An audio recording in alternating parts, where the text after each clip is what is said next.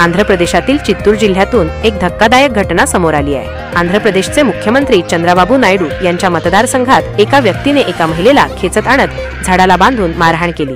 या घटनेचा video viral झाल्यानंतर मुख्यमंत्री चंद्राबाबू नायडू यांनी कारवाईचे आदेश दिले आहेत। महिलेवर हल्ला करणारा आरोपी हा तेलुगू देसम पार्टीचा सदस्य असल्याचं समोर आलं आहे। या प्रकरणात आंध्र पोलिसांनी आरोपी आणि त्याच्या नातेवाईकांना अटक केली आहे।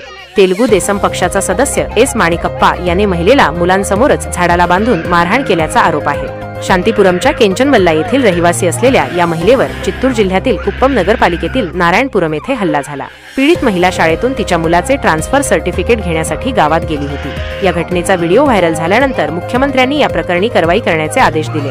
पोलिसांनी दिलेल्या माहितीनुसार महिलेच्या पतीने 2 वर्षांपूर्वी माणिकप्पा याच्याकडून 80,000 रुपयांचे कर्ज घेतले होते। थोड्या वेळाने तो पैसे देऊन माणिकप्पाचे कर्ज फेडत होता, पण काही दिवसांपूर्वी तो गाव सोडून बंगळुरूला निघून आला। तिथे तो बांधकाम मजूर म्हणून काम करू लागला।